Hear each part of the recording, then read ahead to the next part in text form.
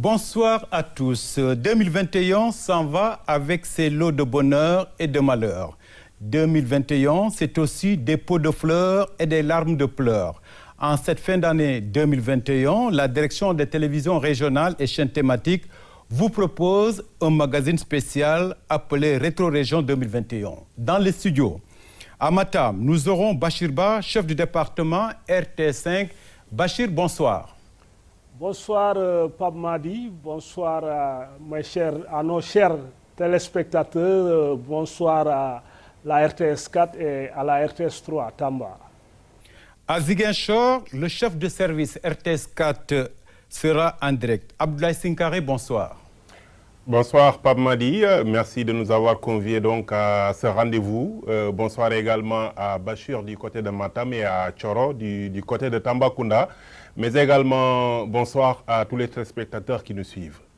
Merci Abdoulaye Sinkare. À Tambacounda, c'est le chef de service de RTS 3 que nous aurons au bout du fil. Chorodien, bonsoir. Alors, bonsoir Pape Madi et bienvenue ici à Tambacounda. Je tiens également à saluer Abdoulaye Sinkare, avec qui j'ai cheminé pendant plusieurs années ici à Tambacounda. Et je sais qu'aujourd'hui, il sera content parce que le problème d'eau sera définitivement réglé à Itato, plus précisément à Kédougou. Bonsoir également à Bachir Ba, qui est le chef de station de la RTS 5 Matam, qui est en train de faire des choses extraordinaires.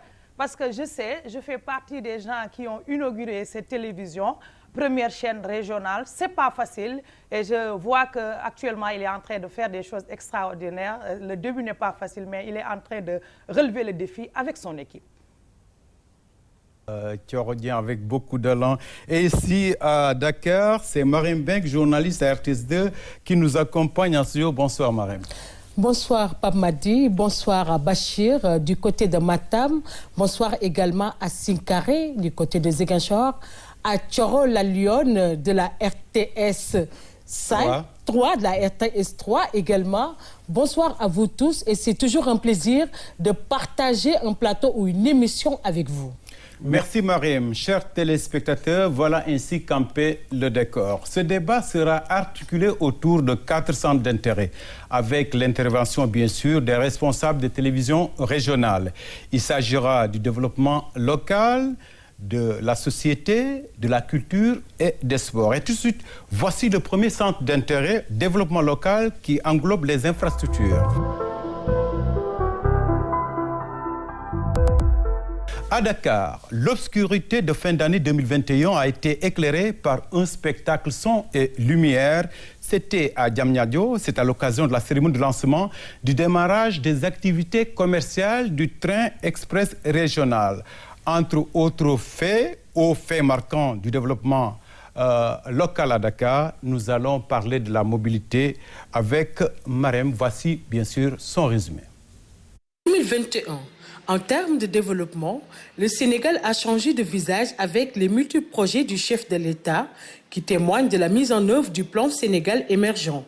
L'exemple du TER en est une preuve manifeste. Au mois de décembre, cette infrastructure qui vise à désengorger la capitale aux bouchons tentaculaires a été inaugurée. Le train express régional doit relier en une vingtaine de minutes les 36 km séparant Dakar de Diamniadio avec une capacité d'accueil de 115 000 passagers par jour. Le TER roule à une vitesse de pointe de 160 km par heure. Ce projet est lancé par le président Macky Sall pour moderniser le transport de la métropole et soulager le trafic routier surchargé. Dans le même sillage, une autre infrastructure de haute facture vient renforcer le transport aérien sénégalais. Il s'agit de l'Airbus A220-300. Ce nouveau joyau, baptisé Nyokolokoba, a un réseau de 21 destinations et une capacité de transporter 2000 passagers par jour. Et cela pour des voyages plus sécurisés. Le président de la République, Macky Sall, ne s'arrête pas là. Le BRT, Bus Rapid Transit, est en pleine construction. Plus qu'un projet de transport, il s'agit véritablement d'un projet urbain qui révolutionnera les conditions de déplacement dans l'agglomération dakaroise. Et pour apporter une solution durable à la congestion routière dans la capitale, la ligne pilote du bus sur voie réservée s'étendra sur une longueur de 18,3 km, de la gare routière de Petersen à la préfecture de Guédiawaye. Et les temps de parcours sur cette liaison seront réduits de moitié, passant de 90 minutes à 45 minutes. Toujours dans la même dynamique, le projet de parc des technologies numériques a été mis en place. À travers ce projet, le Sénégal compte incarner et maintenir sa position de pays leader, innovant dans le domaine de l'économie numérique en Afrique, en attirant les investissements TIC pour la transformation structurelle de notre économie. Et ceci contribue grandement à la mise en œuvre des orientations stratégiques du plan Sénégal émergent et à l'effectivité de la stratégie Sénégal numérique 2025. Voilà, c'était là donc le récit de Marème Ben concernant le développement à Dakar. Alors, Marème, les tracasseries de transport et du trafic seront bientôt atténuées dans la région de Dakar. C'est sûr, Pamadi, ce sera dans l'oubli, on peut dire. Inch'Allah. Inch'Allah, Rabbi, 2022, on va attaquer. Parce que si on peut parler d'événements phares en termes d'infrastructure et de modernisation, on ne peut pas tout parler sans oublier le TER, qui a été inauguré récemment et qui est un projet du chef de l'État, le président Macky Sall. Ce projet vise à désengorger les bouchons tentaculaires qui existent à Dakar, mais en plus de cela, c'est un soulagement par rapport au trafic urbain, parce qu'on a constaté que ce projet va nous permettre de relier Dakar-Diamniadio en une vingtaine de minutes, ce qui n'était pas évident, parce qu'il fallait pour ces automobilistes des heures ou plusieurs heures même pour faire ce trajet. Donc, c'est venu à son heure, on peut dire. Très bien, Marie. Alors, à Matam 2021, on va parler de l'année de désenclavement pour cette région du Nord, avec la mise en place de plusieurs infrastructures, notamment le lancement de la télévision régionale de Matam, la réhabilitation de la RN2 Bakel-Ndioum et de l'aérodrome de Ourossogui. Dans ce vaste chantier, bien sûr, du désenclavement au nord du Sénégal, des voies ont été dégagées pour Kanel et Matam. Fatoumata Banelba. Les populations et essayer de tirer la région de Matam vers le haut. Un pari en phase d'être atteint. Durant l'année 2021, l'accent a été surtout mis sur les infrastructures. À cet effet, l'un des programmes phares du chef de l'État, Promoville, a aidé à améliorer considérablement la mobilité urbaine. Avec la construction de 10 km de linéaire dans la commune de Matam, accompagnée par la mise en place d'un système d'assainissement moderne. Les travaux de la route du Dandemayo, tant réclamés par les populations riveraines du fleuve Sénégal, ont enfin démarré.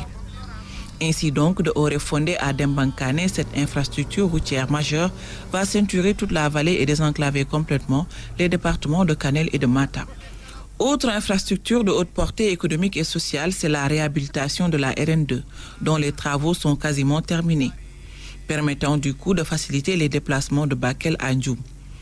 Toujours sur le plan des infrastructures, il y a le vaste chantier de réhabilitation de l'aérodrome de Ourossogui, poumon économique de la région de Matam, qui va davantage améliorer le trafic entre Matam et le reste du pays.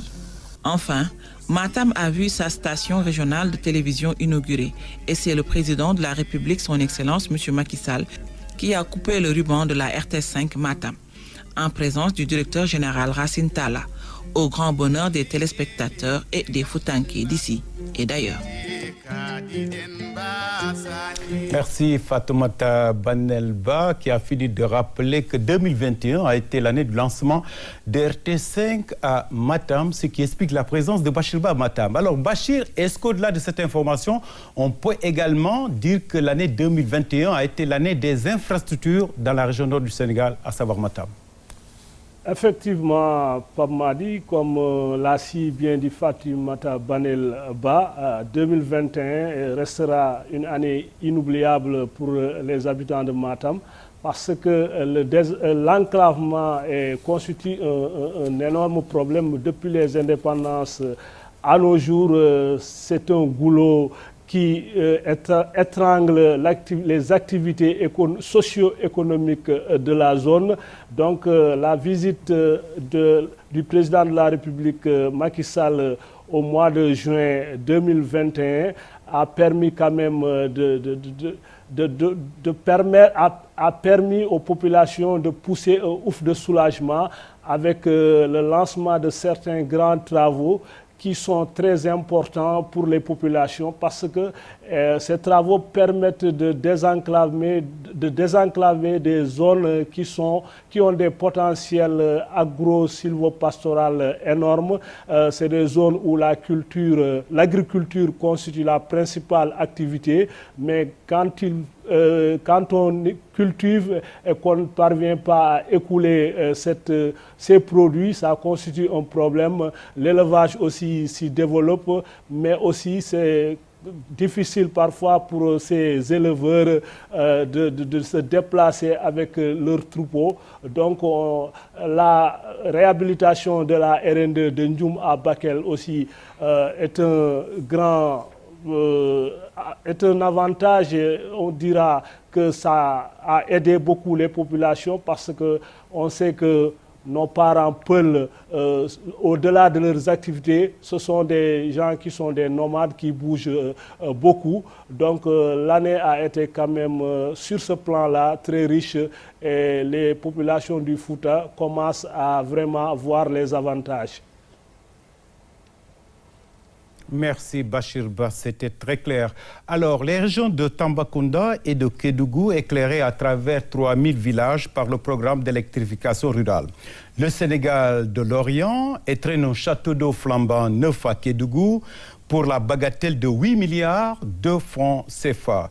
Voici donc présenté une fourchette d'activités sur le développement local. Le résumé est signé Tidiane Cissé.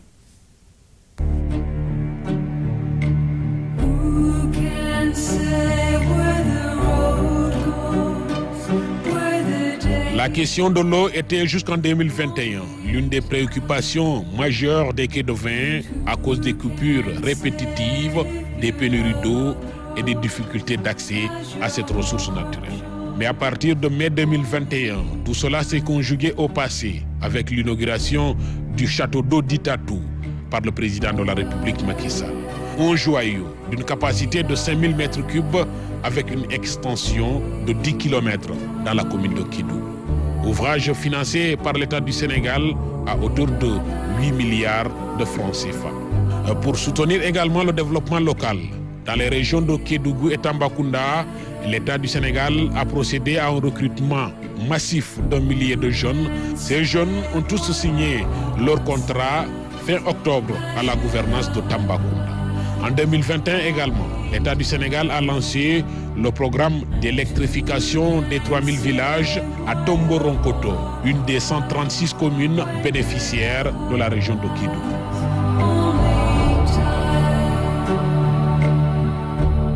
Yann Cissé pour ce beau reportage plein de lumière. Alors, tout à l'heure, Thioro, vous étiez en train de parler d'une histoire d'eau, certainement une anecdote que Abdoulaye Sinkare connaît très bien, mais nous, on ne sait pas de quoi il s'agit. Par contre, ce que je veux savoir, Thioro, l'électrification à Tambacounda et à Kédougou demeure vraiment quelque chose de fondamental. Thioro-dien. Oui, les populations étaient dans l'obscurité, les routes nationales également ont peiné à voir. Vous vous êtes rendu compte durant l'année 2021 qu'il y avait beaucoup d'accidents. Alors, l'éclairage public, des projets ont été réalisés par l'État du Sénégal. Plusieurs projets ont été réalisés pour vraiment sortir les populations de l'obscurité. Mais également, le château d'eau qui a été financé à hauteur de 8 milliards de francs CFA, Tidiane Cissé l'a dit, d'une capacité de 50 000 m3 pour assurer l'accès à l'eau potable au Kédouvin. C'était difficile. Abdoulaye Sinkare a d'ailleurs fait un reportage là-dessus. C'est près d'une vingtaine d'années où les populations, les Kédovins souffraient C'était à 3 heures du matin qu'on se réveillait pour chercher l'eau. C'était des kilomètres. Avec les jeunes de la Convention des jeunes reporters. Parfait. Aujourd'hui, je crois que c'est un ouf de soulagement pour les quais. Il a gagné le prix. Et vraiment, définitivement, ce problème est réglé. Mais également, les jeunes ont signé leur premier contrat grâce à l'État du Sénégal, que ce soit à Kédougou et à Tambacounda. On a eu la chance vraiment de donner de l'emploi aux jeunes. Plusieurs jeunes ont signé leur premier contrat. C'était dans les deux gouvernances où on a donné de l'emploi aux jeunes. Donc je crois que 2021 était une année qu'on n'oubliera jamais à Tambacounda et Kédougou. Merci Tchorodien, je vous retrouve dans un instant. Nous allons continuer notre périple. Cette fois-ci, nous sommes à Ziguinchor. Des projets et des programmes pour le développement local de la Casamance. Ils participent ainsi, ces projets et programmes, à l'effectivité et à l'application de la politique d'équité territoriale prônée par l'État du Sénégal. 50 milliards, c'est le coût du module central Agropole Sud, des sessions de formation dans le cadre de la création de l'emploi pour les jeunes. Voilà un tas de faits proposés par l'État du Sénégal. Et tout de suite, voici le reportage de Michel Mendy. L'année 2021 a été une année de relance économique et sociale au Sénégal, malgré la présence de la pandémie Covid-19. Une relance ponctuée par la signature des contrats de travail de 2000 jeunes de la Casamance dans le cadre du projet Xeyoundaouni. Les jeunes recrutés seront répartis dans les différents ministères éducation, environnement. La cérémonie qui s'est tenue au rond-point Alustoy et Diatta de Ziguinchor avait accueilli les jeunes de la région ainsi que 4 ministres. Dans cette dynamique de création d'emplois et d'accompagnement des jeunes, le 3FPT avait formé 205 jeunes apprentis de divers métiers comme la menuiserie, la coiffure, la couture, la maçonnerie. Ces derniers vont contribuer au développement de l'auto-emploi. 2021 était aussi une année de bonnes nouvelles pour Ziguinchor. La région enregistrait chaque année une perte de plus de 50% de sa production fruitière en mangue, mais avec la mise en marche de l'unité de transformation de pulpe de mangue de Bignona, producteurs, transformateurs, commerçants et États devront y trouver leur compte. En plus, avec l'investissement de plus de 50 milliards en Casamance pour booster la production et la transformation des produits locaux, l'Agropole Sud prévoit de toucher 65 000 ménages en créant 14 000 emplois directs et 35 000 emplois indirects. Une vision ambitieuse qui suscite beaucoup d'intérêt pour les populations. Pour sa réalisation, le ministre du Développement industriel et des petites et moyennes industries était venu à Ziguinchor dans la commune de Adayan. À cet effet, Moustapha Diop a présidé la cérémonie de pose de la première pierre du module central du projet. Et chaque département abritera des plateformes industrielles et de collecte. La valorisation des produits locaux passera aussi par le désenclavement des zones de production. À ce titre, la boucle du Boulouf, déjà opérationnelle, sera bientôt inaugurée par le chef de l'État, tout comme le pont de Marsassoum. Quant à la boucle de Kalounaï, les travaux ont démarré grâce au projet de réhabilitation de la route Sénoba-Ziguinchor-Umpak, un projet d'investissement de 115 millions de francs CFA financé par la BAD, la BID, l'Union européenne et le Sénégal. Il est prévu aussi la réalisation des pistes de Kagit et de Boutout, Kamarakunda, Adayan. L'équité territoriale a aussi marqué son empreinte avec l'électrification des zones rurales et transfrontalières. Le village de Darsalam dans la commune de Niassia est l'un des villages bénéficiaires des programmes d'électrification rurale et du PIDC. Ces projets et programmes ont facilité le retour des populations déplacées et de leur épanouissement. Fermé à cause de la pandémie Covid-19, l'aéroport de Cap Skirring a été réhabilité à hauteur de plus d'1 milliard de francs CFA. Il devient ainsi un aéroport international. Sa réouverture marque le démarrage de la saison touristique à la station balnéaire du Cap Skirring. Avec tous ces projets, programme Infrastructure 2022 s'annonce avec un vent d'espoir pour la région de Ziguinchor.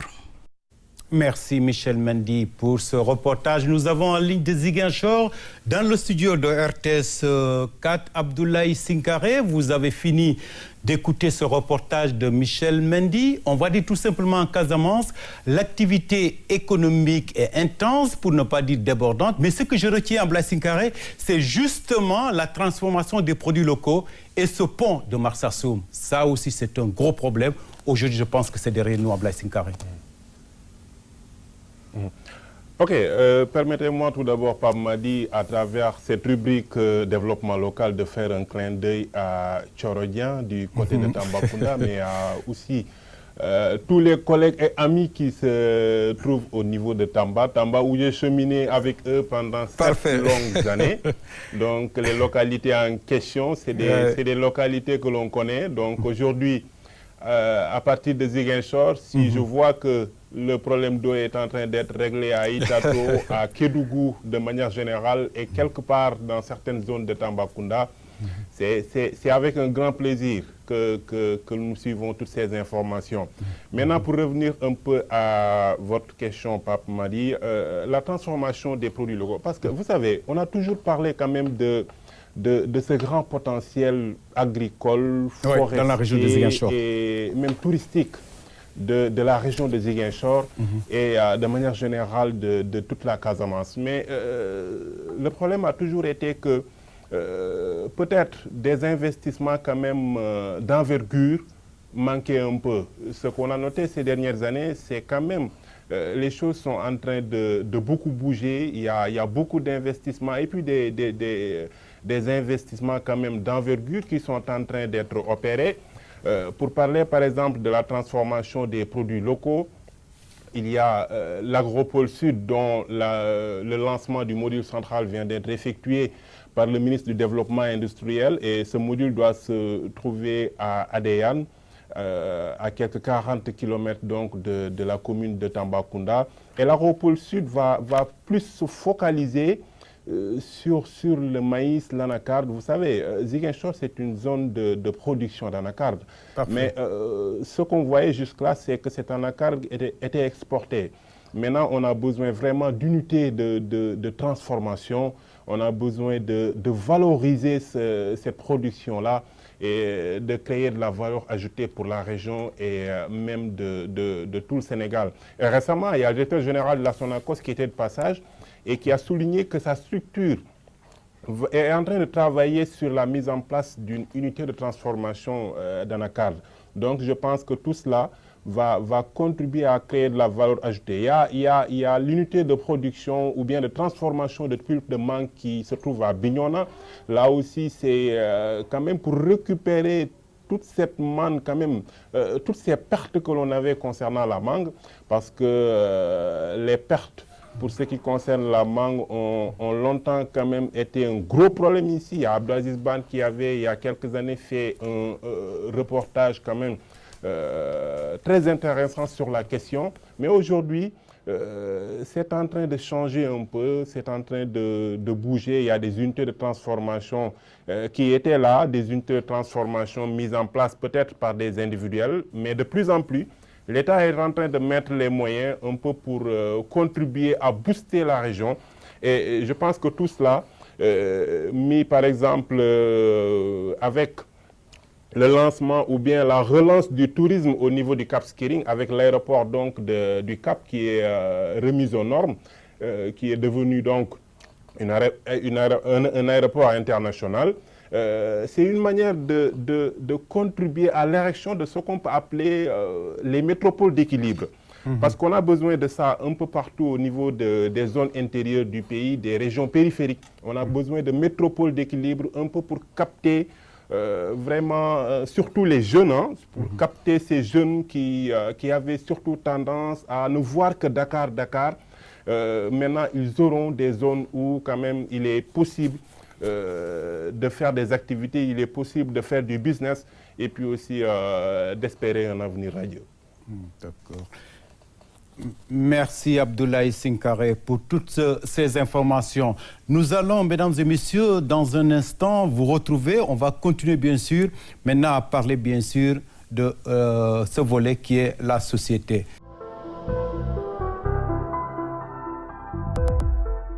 Chers téléspectateurs, merci donc de prêter attention à ce que nous faisons. C'était là donc le côté développement local. Nous allons maintenant quitter ce centre d'intérêt pour un autre centre d'intérêt non moins important, à savoir bien sûr la société. Nous aimons la Casamance, nous y restons et comme vous le savez, en Casamance, le volet social en 2021 a été marqué par le prolongement de la pandémie Covid-19. Malgré tout, Le processus d'installation des populations déplacées en Casamance se poursuit. Les activités traditionnelles ont repris du poil de la bête. La sécurisation des lieux s'impose. Abdoulaye Sinkare. 2021 a sans nul doute été une année très sécuritaire à Ziguinchor. Elle a été marquée par des opérations de sécurisation dans des zones longtemps contrôlées par des groupes armés. Ce qui a permis le retour et l'installation de populations qui avaient déserté leurs terres depuis 3 décennies. C'est le cas de Bissine et de beaucoup d'autres villages de l'arrondissement de Niaguis. Ces événements ont eu lieu en pleine pandémie de Covid-19. Comme les autres régions du pays, Ziguinchor a durement ressenti les effets de la crise. Une période qui a aussi vu le relèvement des plateaux techniques dans les différents hôpitaux de la région et le lancement de la campagne de vaccination pour faire reculer les contaminations. Le coronavirus qui a changé les habitudes jusque dans les lieux de culte. Mosquées et églises sont restées fermées pendant plusieurs mois. La cathédrale de Ziguinchor, plus que centenaire, en a profité pour lancer des chantiers de rénovation. 2021, c'était aussi une année de reprise, notamment pour les activités culturelles. Le secteur du spectacle a redémarré, sans compter les nombreuses célébrations culturelles comme le Boukout, de retour à Niassia, après 40 ans sans édition. Abdoulaye Sinkare sur le volet social. Alors, Abdoulaye Sinkare, vous avez fait l'élément, vous avez fini de le rappeler en début de reportage, vous avez fait Bissine et autres localités où l'installation des populations se poursuit. Abdoulaye, dis-moi, le sentiment qui vous animait quand vous voyez ces populations, j'imagine qu'il y avait beaucoup d'émotions, Abdoulaye, à côté de ces populations qui font le retour après 30 ans. Absolument, c'est beaucoup d'émotions parce que vous savez, la Casamance a toujours vu lui coller à la peau ces difficultés sécuritaires qui ont duré plusieurs décennies, presque une 40aine d'années. Mais ce qu'on a vécu cette année, c'est absolument remarquable. Parce que sur le terrain, quand même, on a pu vivre de très près l'émotion, comme vous le dites, de ces gens qui ont déserté leur terre pendant 30 ans, 25 ans, etc.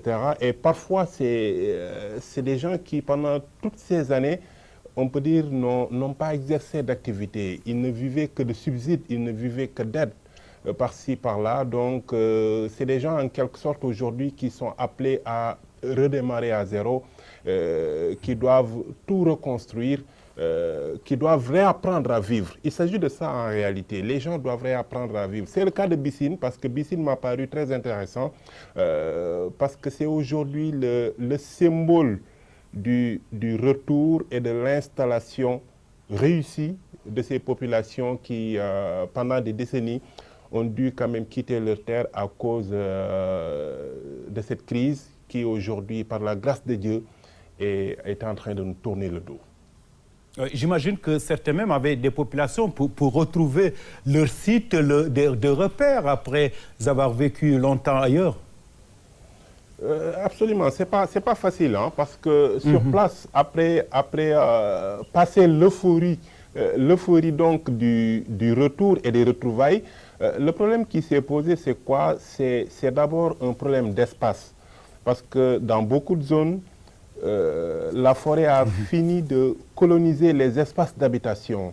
Il n'y avait plus d'espace d'habitation, il n'y avait plus de parcelles pour les cultures.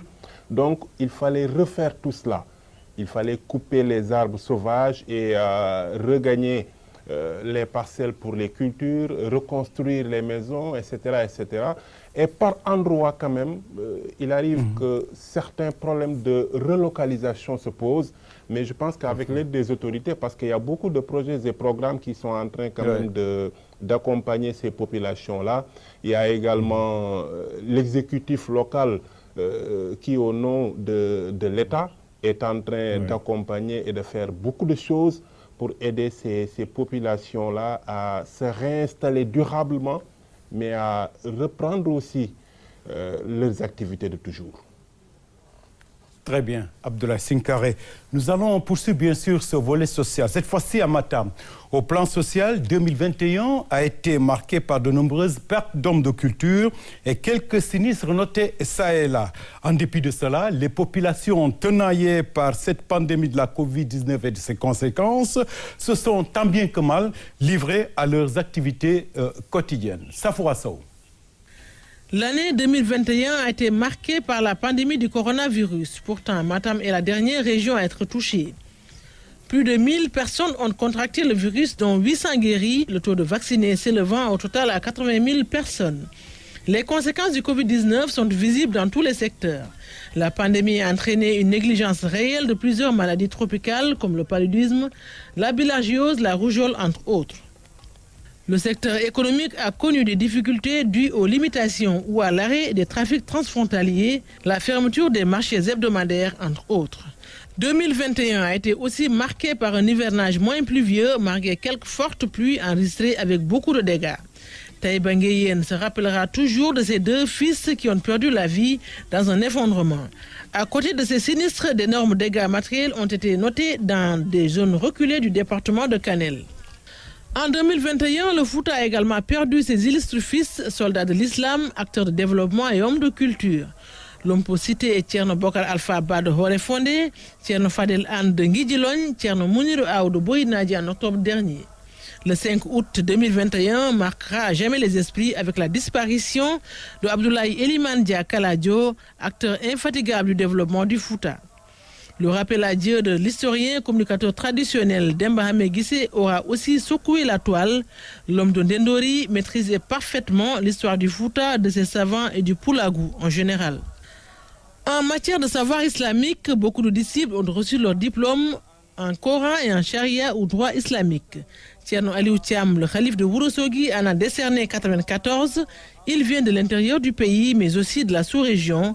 À Dabia, Tierno Alassane Anne, le fils cadet de Tierno Amadou Dabia, a libéré 75 talibés originaires du Fouta. Ces maîtresards sont aussi de la Mauritanie voisine, du Mali, de la Guinée, entre autres. Des foyers ardents, synonymes de centre de savoir.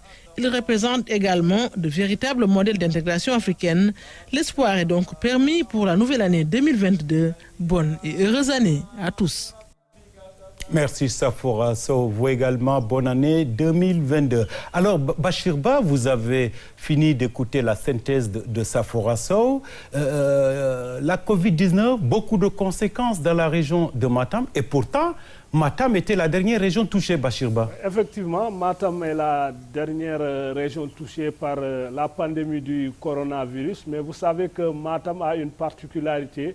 Matam se trouve à la frontière, donc à quelques jets de pierre, nous avons la Mauritanie. Donc, de part et d'autre du fleuve, c'est une activité commerciale, une activité économique assez importante qui se développe ici. Donc, avec la pandémie, la frontière étant fermée, bien vrai que les gens vont et viennent de manière clandestine, si on peut dire, mais quand même, officiellement, la frontière est fermée. Donc, c'est beaucoup de pertes pour les commerçants, pour ces femmes, ces hommes qui vivent de ces échanges entre les deux pays.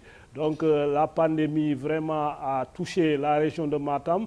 En dehors de cela aussi, comme l'a dit Safoura Sow, c'est les pluies, les dégâts bon, effectivement, qu'il n'y a pas eu, il y a même des déficits pluviométriques, mais le peu de pluie qu'il y a eu a causé des dégâts.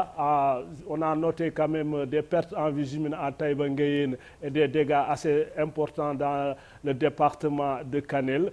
Autre chose aussi qu'il faut noter, Pam m'a dit, c'est la perte, beaucoup de pertes en vie humaine, c'est-à-dire des décès.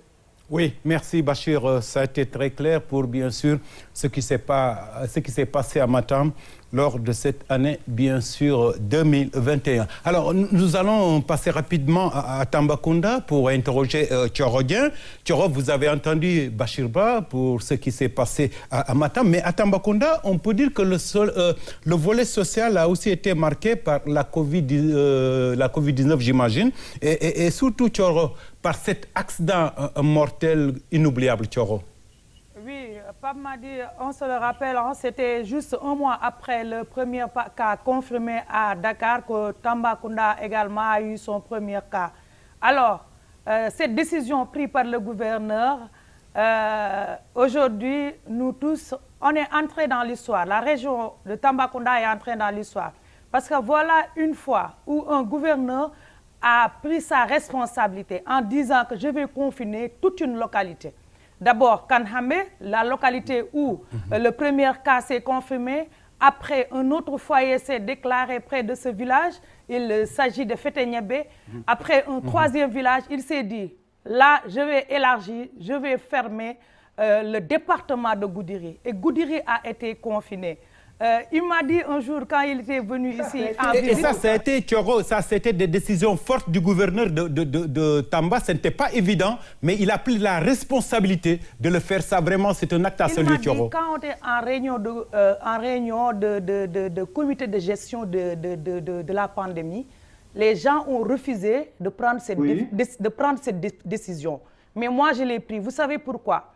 Parce que rien que 15 jours pour amener tout le village de Kanhambe à Tambacounda devait coûter à l'État du Sénégal plus de 200 millions par rapport au site d'hébergement pour confiner ceux qui devaient être confinés et les autres les hospitaliser au niveau de la structure sanitaire de la région de Tambacounda.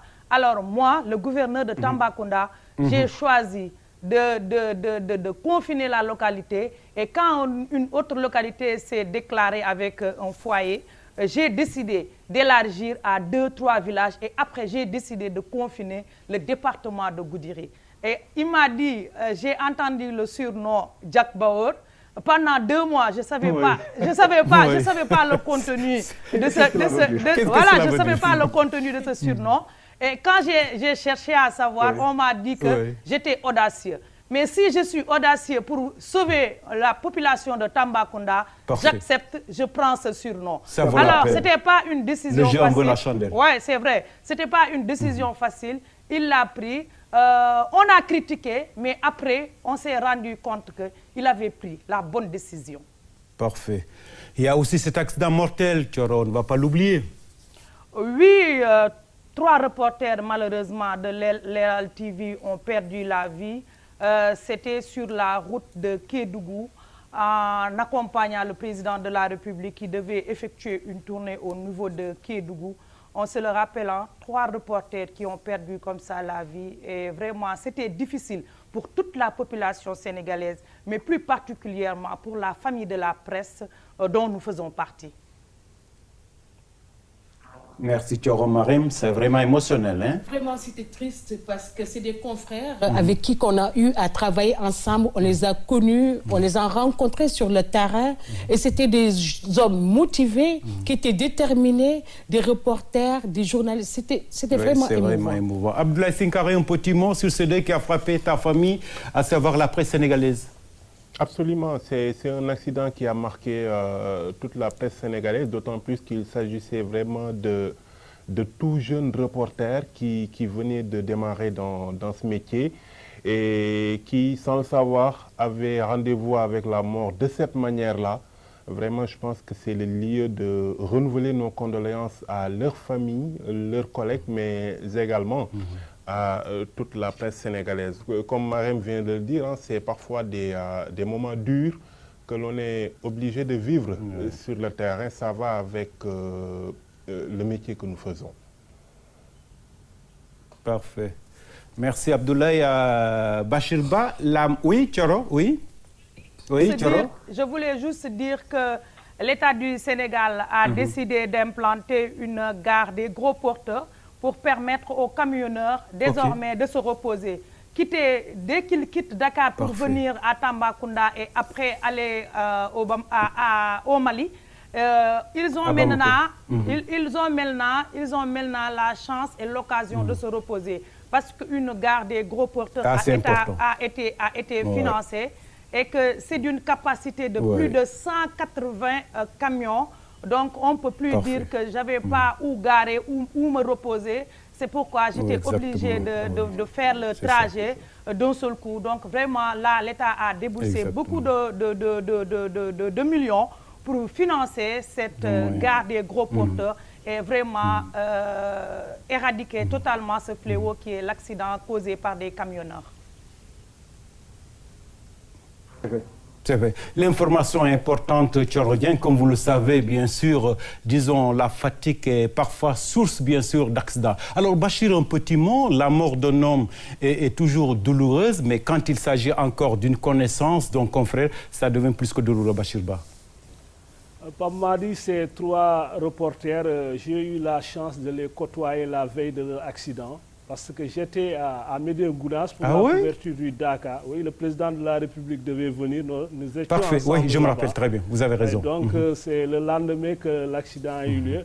Et parmi ces 3 décédés, l'un est quand même une connaissance que nous partageons un même groupe, une association de journalistes pularophones. Et l'avant-dernière fois où je l'ai vu, c'est moi-même qui l'ai déposé devant chez lui. Donc c'est quelqu'un que je connais bien. Il s'appelle Aboussi. Donc mes condoléances à leur famille et paix à leur âme. Merci, que Dieu accepte leur âme au paradis. Merci, mesdames et messieurs. Nous en venons donc ce volet société. À présent, nous allons attaquer le 3e centre d'intérêt de notre rétro-région 2021. Mesdames et messieurs, à Tambacounda, on va bien sûr commencer par le Sénégal oriental avec le démarrage des activités culturelles au niveau du tout nouveau centre régional de Kédougou, et cela grâce à des équipements modernes. On peut même parler de dernière génération, des équipements de dernière génération. Le reportage est signé Tidiane Sissé.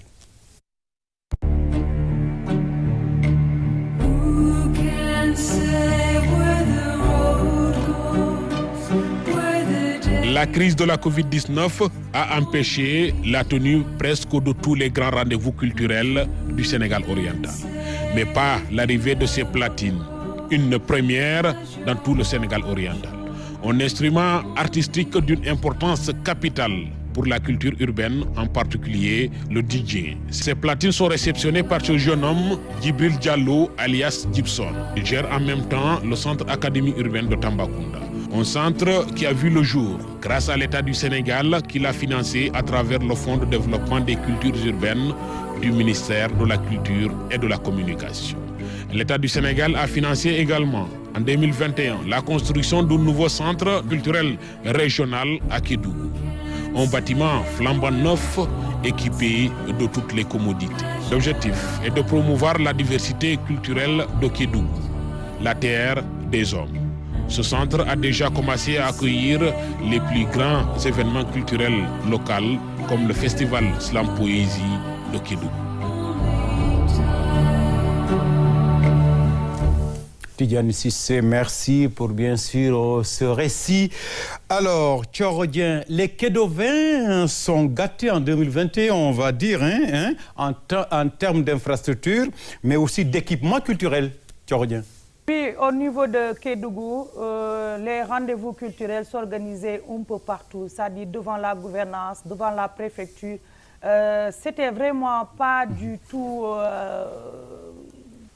digne de ce nom. On ne pouvait vraiment pas organiser de ces grands rendez-vous culturels comme ça dans la rue. C'était vraiment pas normal.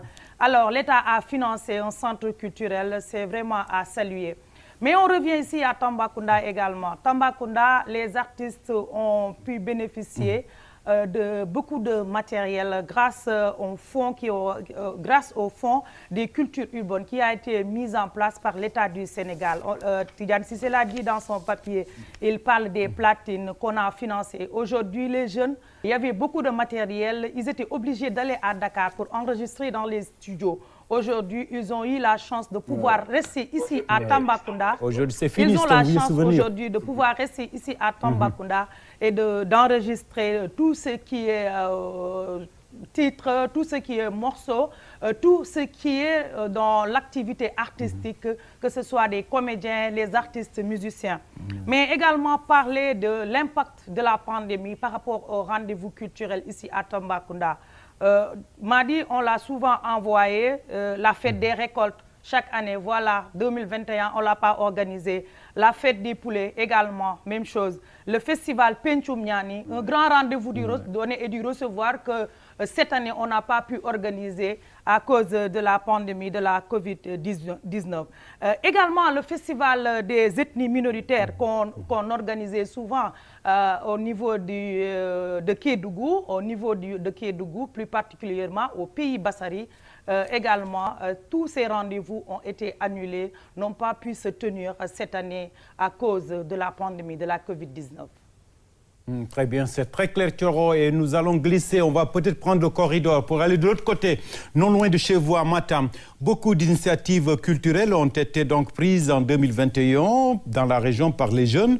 Malgré un agenda bousculé par la Covid-19, Thioro, vous le disiez, mais les associations des jeunes ont fait face et ont posé une résistance au virus. Le reportage, sinon la synthèse, est de Aïssatou Dioptal. À l'échelle mondiale, continentale et même locale, la culture a vécu sous cloche l'année 2021. La cause, vous la connaissez tous. La pandémie du coronavirus qui a chamboulé nos vies et frappé de plein fouet tous les secteurs d'activité. Et à Matam, le constat est frappant. Les premières notes culturelles ont résonné à partir du mois de mai, car les plus célèbres rendez-vous ont été suspendus, notamment le festival Poulard qui se tient tous les ans à Agnam-Goli, le festival du Nguenar à Tiguéré, également la tournée des cultures urbaines de Wizabi qui devait se tenir le 28 août 2021 a aussi été annulée à cause du Covid pour se tenir enfin le 2 septembre avec un concert à Sinthiouba-Mabé. Wizabi est le champion de la dernière édition de Flow Up, compétition nationale de rap organisée par l'association Culture Urbaine. Mais 2021 n'a pas été aussi pauvre en sonorité comme peuvent le penser certains. Les acteurs culturels de la région de Matam évoluant dans le monde du cinéma ont brillé de mille feux. L'année a été marquée par des récompenses. Ces derniers ont été distingués à travers le film Baboum Nafi du réalisateur Amadou Dia. La seule production long métrage sénégalais à compétir pour l'étalon de Yenenga lors de la 27e édition du FASPACO. Le film, qui est réalisé par un Matamois et joué par des fils du terroir, a remporté le prix de l'intégration du meilleur long-métrage fiction de l'UEMOA. Au-delà de cette distinction, le Fouta a été bien représenté au FESPACO 2021. Le film 5 étoiles de Mamour Tchoub était aussi de la partie dans la catégorie court-métrage, fiction et documentaire sénégalais. Et comment ne pas noter la première édition du festival hip-hop nomade de Matam qui s'est déroulé du 16 au 17 décembre, organisé par Warango Pinal avec le ministère de la Culture et de la Communication. 2021, une saison de première avec l'organisation de la première édition du festival Fouta Amnarap qui s'est déroulé du 24 au 26 décembre 2021 dans la région. Organisé par la structure Fête des Hip-Hop Bantare. Aussi, faut-il s'arrêter devant le FESMAC, Festival Matam Art et Culture, qui a été organisé par Massafou Entertainment et la Maison des Cultures Urbaines de Matam. L'activité s'était déroulée du 22 au 25 décembre 2021. Et comment oublier l'exposition de l'Institut fondamental d'Afrique noire, IFON, au Centre culturel régional de Matam. L'activité qui s'est tenue le 28 octobre a été une occasion pour les jeunes artistes plasticiens de la région d'échanger avec d'autres artistes. C'était là donc un récit signé Aïssatou Dioptal. À Matam, vous le savez, les jeunes donc ont opposé une résistance farouche au virus. Mais Bachirba, Matam reste toujours cette région profondément culturelle, malgré tout. Effectivement, Matam est une région culturelle. D'ailleurs, la culture traditionnelle est bien ancrée ici. Quand on parle de Peul, de Poulard, on parle souvent d'une personne très liée à sa culture. Maintenant, ce qu'il y a de nouveau, c'est que les jeunes poussent carrément vers la culture moderne, c'est-à-dire le rap, le cinéma. Le jeune qui a remporté le prix spécial long métrage fiction de l'UEMOA au dernier FESPACO, c'est un jeune qui vient de Matam, qui est venu, qui a trouvé du théâtre, qui a trouvé des gens d'ici qui faisaient le théâtre, mais qui leur a demandé de venir faire du cinéma. Donc c'était quelque chose de nouveau. Récemment, tout le mois de décembre... Bachir, là, on va s'arrêter. C'est tout le mérite vraiment de Molikan qui a choisi des gens de Matam, de sa localité, des gens qui n'étaient pas initiés au cinéma et qui ont réussi cette opération. Bravo vraiment à la population de Matam, Bachir. Effectivement, nous avons eu l'honneur de recevoir un des participants, un des acteurs de ce film sur notre plateau de Wéti, qui nous disait que le cinéma c'était quelque chose de nouveau, mais en quelques temps, on leur a appris quelle était la différence entre le théâtre et le cinéma, et ils ont su s'adapter et le résultat a suivi. Du côté de la musique aussi, c'est la même chose, c'est la musique moderne, c'est le rap, c'est des festivals que le Foutanké ne connaissait pas, mais qui commence à adopter. Merci Bachir. Retour à Dakar, où la culture urbaine a explosé en 2021. Des innovations et compétitions ont occupé les activités des jeunes dans la banlieue dakaroise. Décembre 2021, marqué par la finale de Flop. Aïcha Sarr.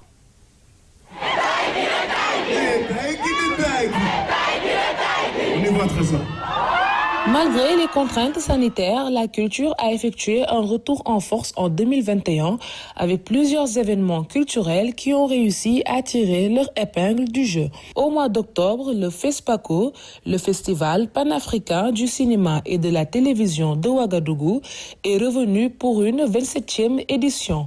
Le Sénégal, pays invité d'honneur au FESPACO, a raflé tous les prix spéciaux de l'UEMOA. 3 prix ont été décernés au Sénégal suite aux délibérations des jurys. Celui du long métrage avec Momodou Dia pour sa fiction Le père de Nafi, Bamoum Nafi. Un autre Sénégalais honoré par le trophée du court métrage. Il s'agit de Molikan avec son film Serbi, Les tissus blancs. Tandis que dans la catégorie documentaire, c'est Marcher sur l'eau de Aïssa Maïga qui a été primé. Au mois de novembre, les 10 ans du parcours ont été célébrés. 10 ans d'une expérience inédite et unique sur le continent africain et qui ont gravé dans nos mémoires une partie de l'histoire de l'art au Sénégal. Ce tissage urbain dessine une autre carte de la cité, une géographie sensible d'un Dakar qui se renouvelle. L'année 2021 a été également marquée par la cérémonie de la rentrée de Sénégal Talent Campus qui s'est tenue au mois de novembre où 26 apprenants avaient reçu leurs attestations. Sénégal Talent Campus, un centre de formation technique qui vise non seulement la professionnalisation, mais également la certification des arts et de la culture. C'est le premier centre professionnel dédié au métier de l'art et de la culture au Sénégal. Jolof Beatbox, le premier festival de beatbox au Sénégal, a été accueilli au mois de décembre. Cet art assez spécial consiste à produire de la musique avec sa voix en imitant des instruments et des percussions.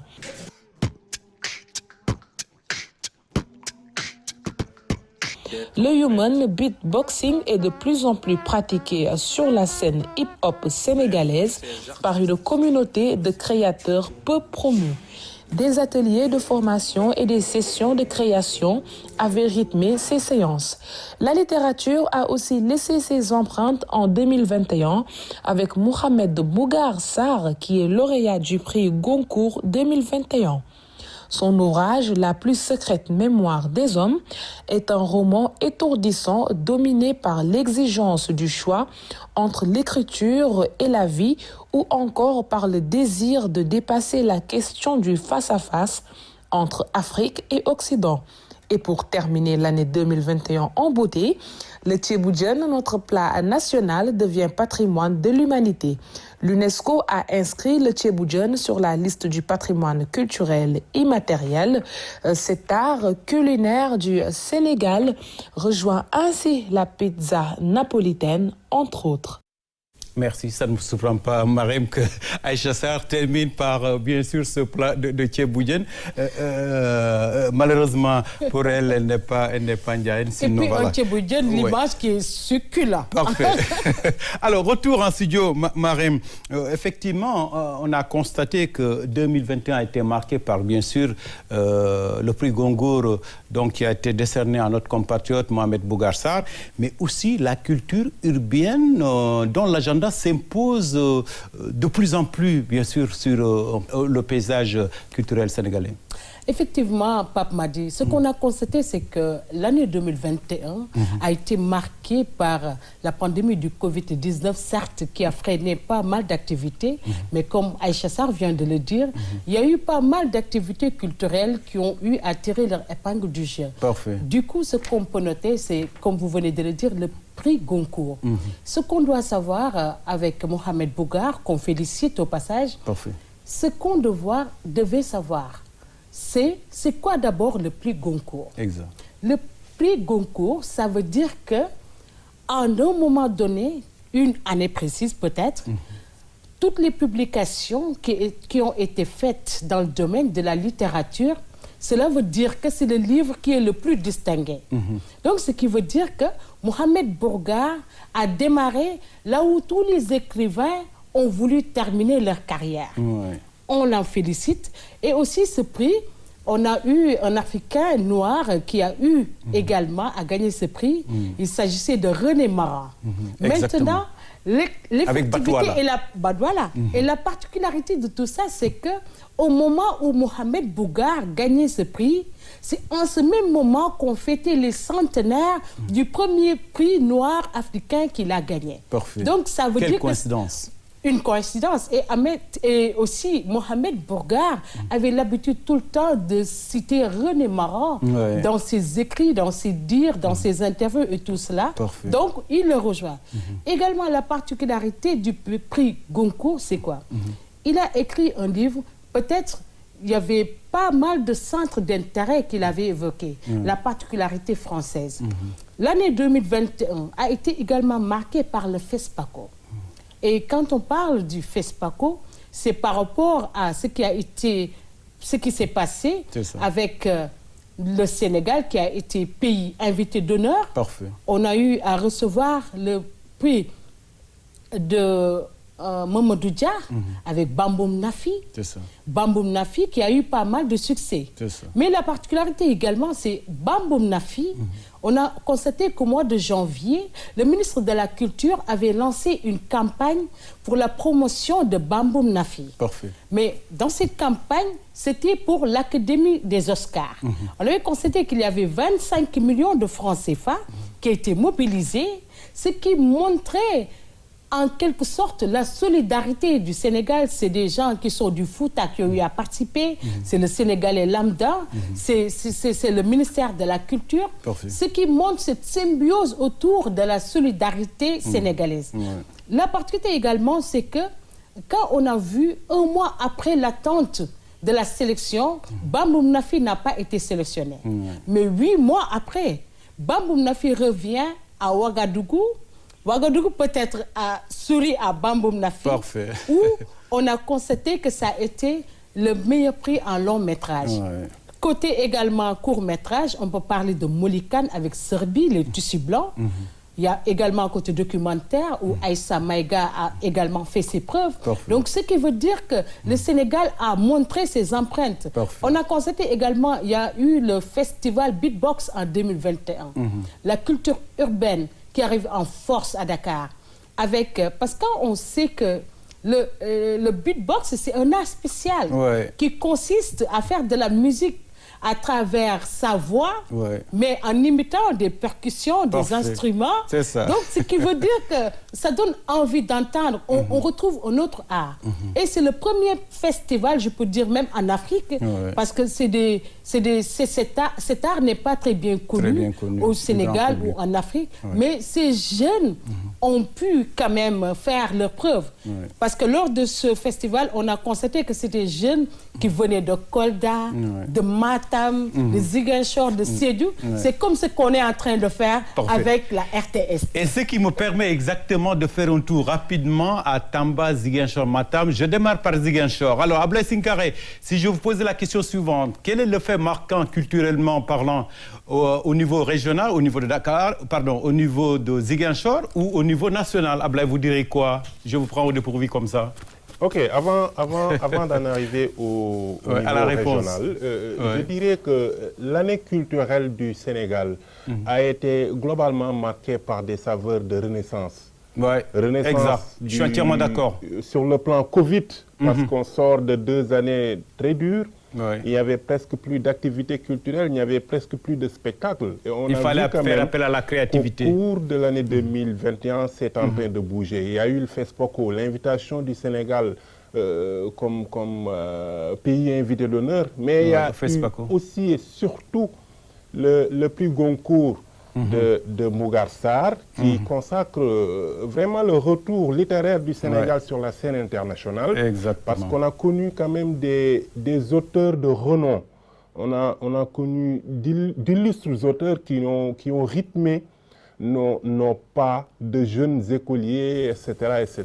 Et puis, tout d'un coup, il y a eu cette longue période où, c'est vrai, les gens continuent d'écrire, ou bien les gens continuent d'écrire, mais quand même, ça en compte plus.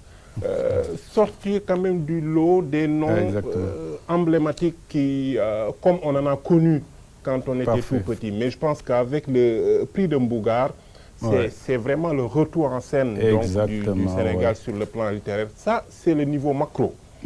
Maintenant, au niveau local, parlant de Ziguinchor, par exemple, ce goût de renaissance se note également à 2 niveaux.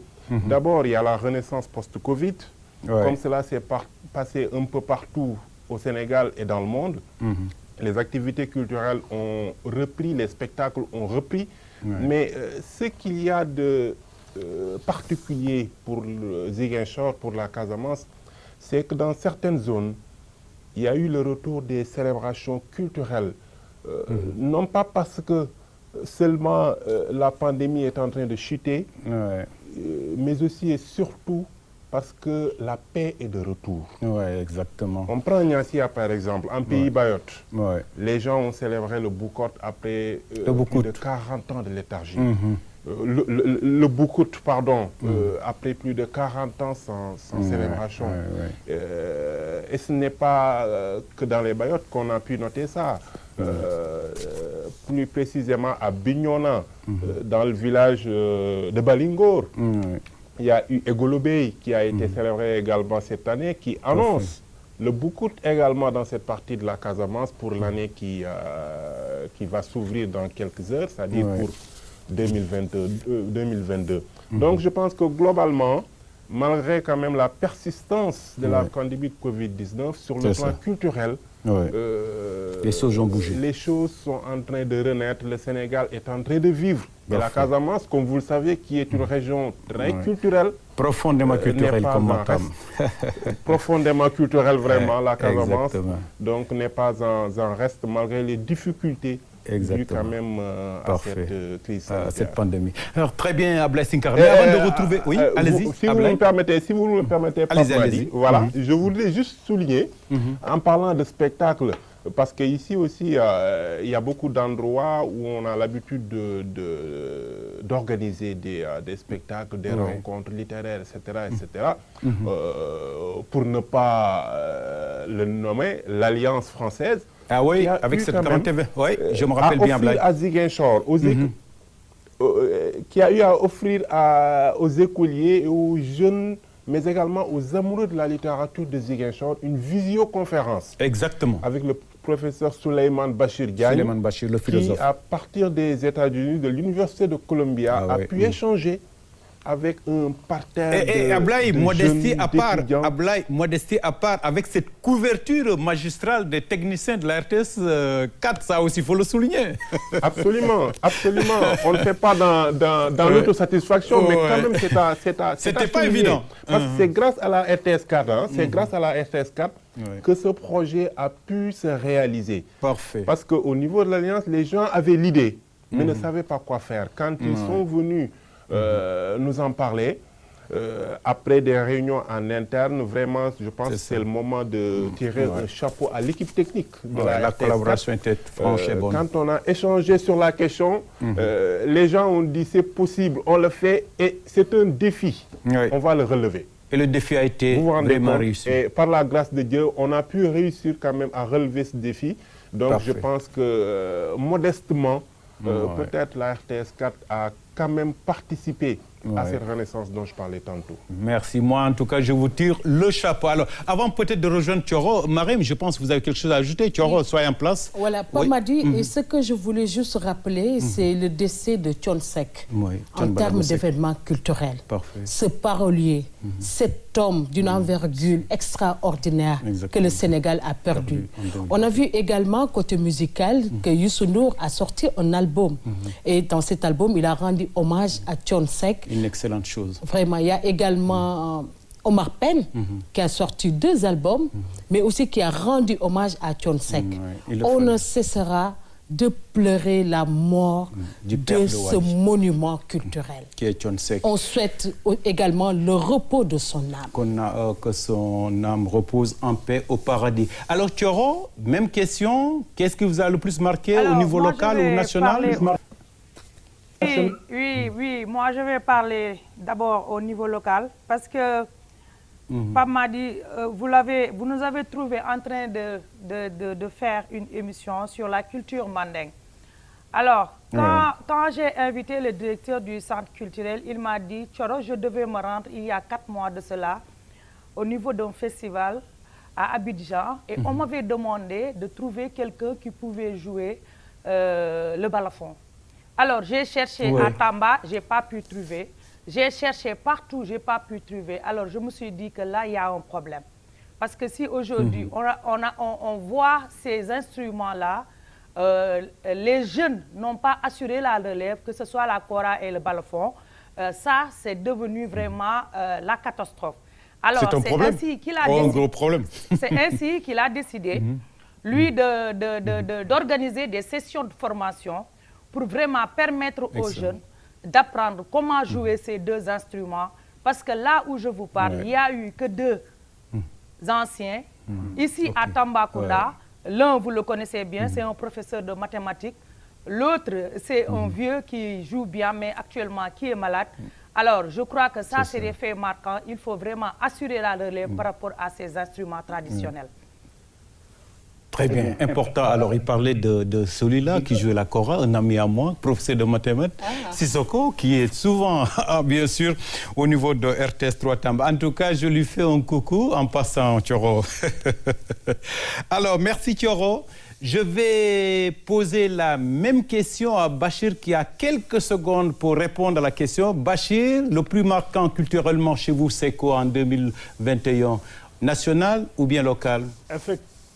Effectivement, Matam est une région culturelle. D'ailleurs, la culture traditionnelle est bien ancrée ici.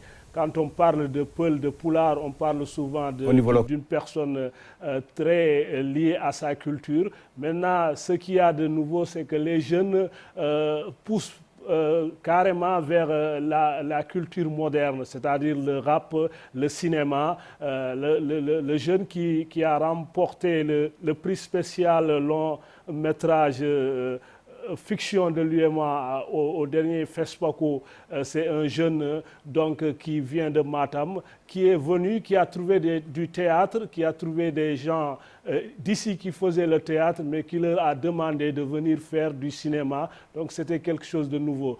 Récemment, tout le mois de décembre... En tout cas, c'est la région du Fouta, hein, la région naturelle du Fouta.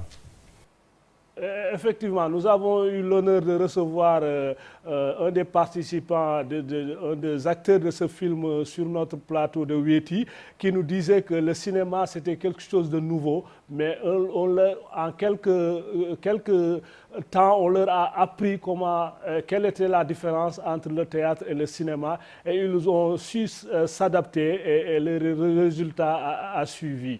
Du côté de la musique aussi, c'est la même chose, c'est la musique moderne, c'est le rap, c'est des festivals que le Foutanké ne connaissait pas, mais qui commence à adopter.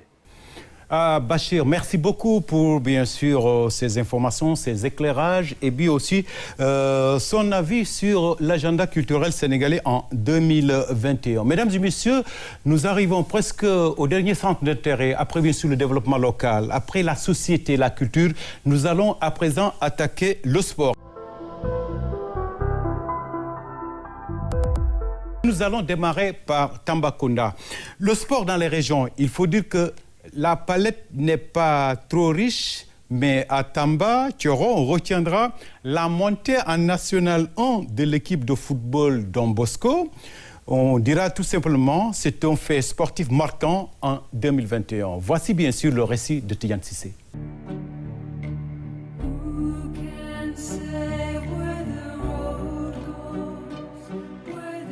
C'est l'un des faits marquants de l'année 2021 dans le monde sportif dans la région de Tambacounda. La montée à National 1 de Don Bosco Football Club, l'un des clubs les plus célèbres de la région de Tambacounda. Cette montée, les fans, les dirigeants, les joueurs eux-mêmes l'attendaient depuis 2011. Malgré les problèmes de moyens, le club a fait preuve de sérénité, d'engagement, de combativité tout au long de la saison. Ils étaient 8 clubs au départ de la Nationale 2 et pendant presque toute la durée de la saison, Don Bosco a su imposer son tempo pour rester leader. 11 victoires, 1 match nul et 2 défaites. C'est le bilan du club présidé par Aliou Diouf. Un résultat plus que satisfaisant qui a permis à Don Bosco de monter en National 1. Pour cette année 2022 donc, l'objectif du club et de tout mettre en œuvre pour se maintenir en National 1 avant de viser le football professionnel.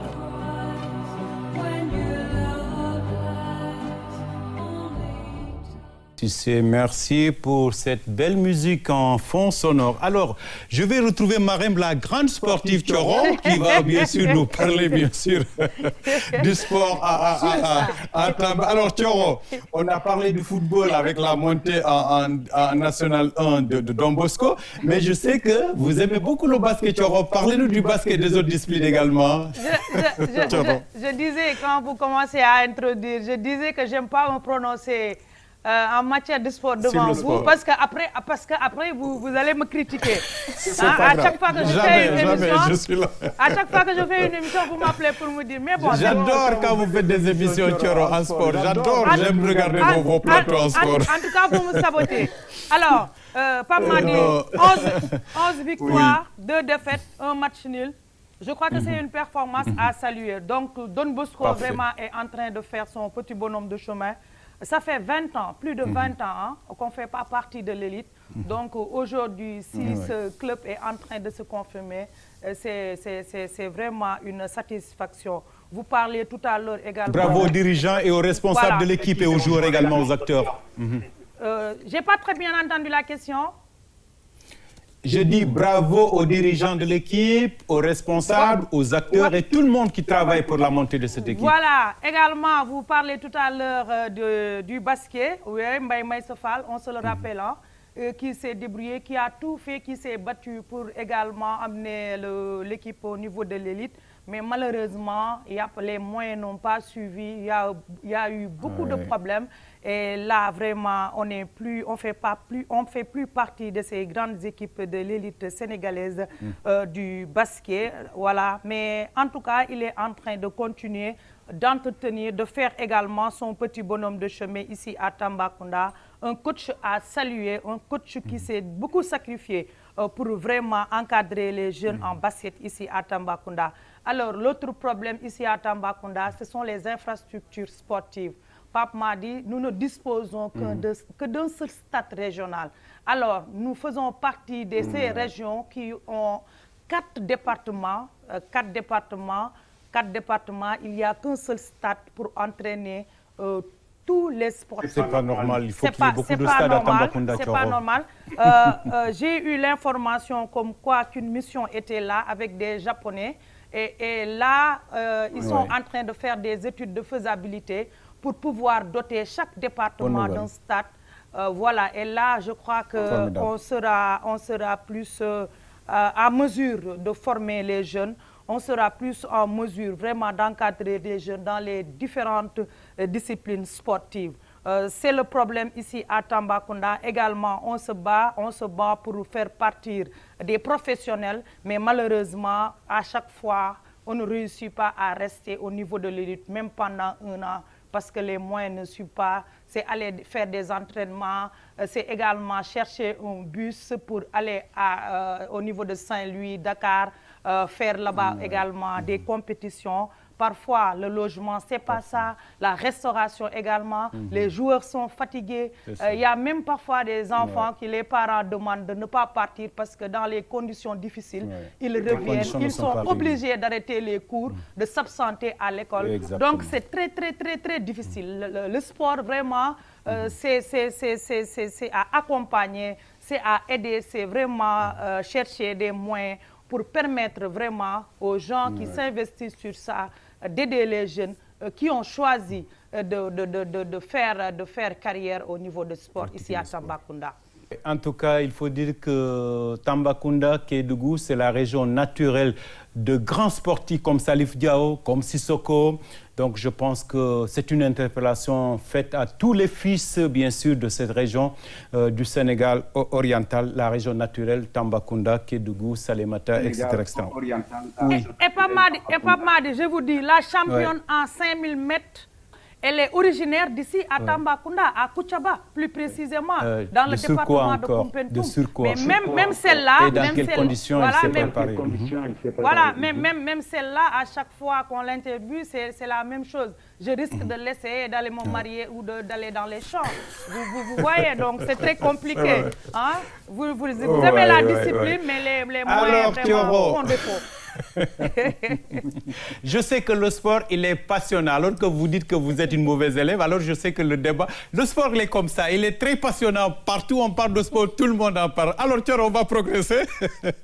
On va aller à Matam maintenant. Également, on a noté à Matam la montée en National 1 de l'USM. L'USM, c'est l'Union sportive de Matam. Et quelques étincelles ont été aussi notées dans les autres disciplines pratiquées dans les régions du Nord. Ibrahima Pabidjedjou, reportage pour ne pas dire tout simplement la synthèse pour l'année 2021. Sportif, la montée en National 2 de l'Union sportive de Matam, USM, aura été l'actualité phare qui a marqué l'année 2021. Pour une première fois dans son histoire, la région de Matam voit une de ses équipes compétir à ce niveau sur le plan national. Son premier match, l'équipe ramène un match nul face à l'AS Cambérène. C'était à Dakar. L'USM a aussi participé au tournoi ACCT, également appelé Coupe Ousmane Tanordien. Mais la fausse note, c'est surtout la démission de l'entraîneur de cette équipe. Il a claqué la porte pour des raisons non encore connues. Le volleyball n'est pas en reste.